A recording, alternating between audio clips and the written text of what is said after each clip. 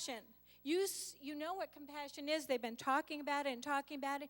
Grace was showing you the product of compassion. The tears that she brought to everything. Compassion.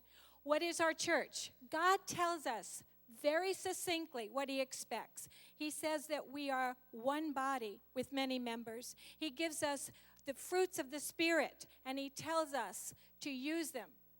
Sometimes we just forget and we use them only for ourselves instead of for what he really gave them to us for. He gave them to further his community, to further his kingdom, and to help the people in his kingdom. We have now a worldwide economic crisis. And it's not just in the United States, far away. It's right here in Boca Raton. It's right here at St. Paul Lutheran. What are we going to do about it?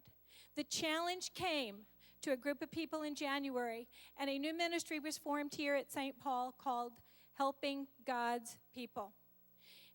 What we want to do is we have worked to put together a spiritually based approach to helping our community in need, to help them not just with spiritual issues, but to help them also with economic, with family issues.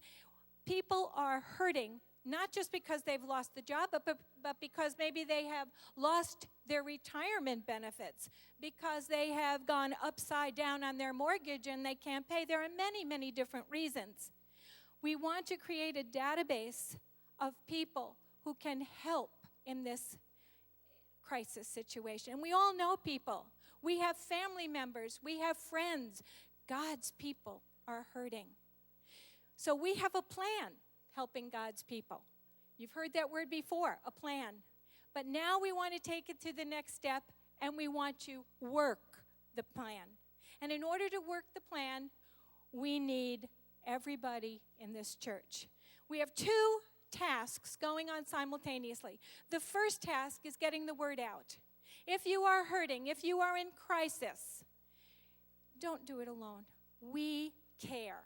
We, God's people, your church, your neighbor, your friends, we care. And we want to be there to help you walk that rocky road. We want to be there in love to help you keep your eye on God, because it's so easy at this time to take your eye off of God and think that you're alone, and you're not. We're here. We want to hold out our arms to the hurting in this community and say, here, rest your shoulder. We'll carry you.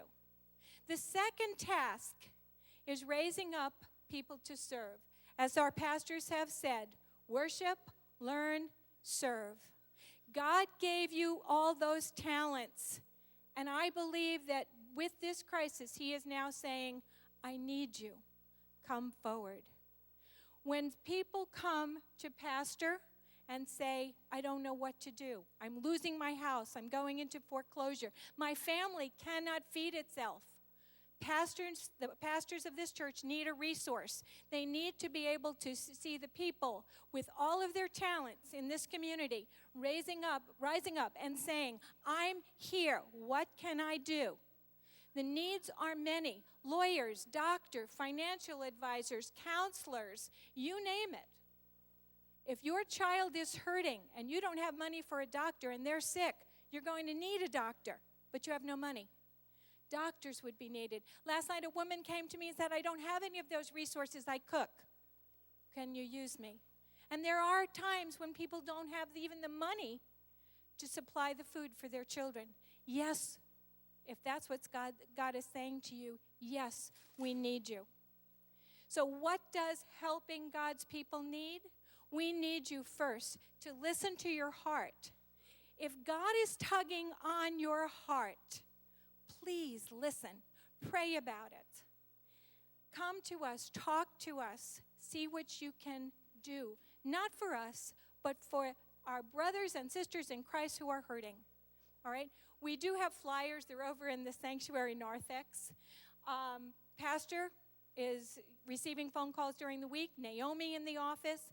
Many, many people will be there. And again, the goal is to offer spiritually based economic and emotional help for anybody in our church community, and we're speaking even broader than St. Paul, fabulous ministry to reach out to hurting people. Bring them to the Lord and walk through it with them. Thank you, and God bless.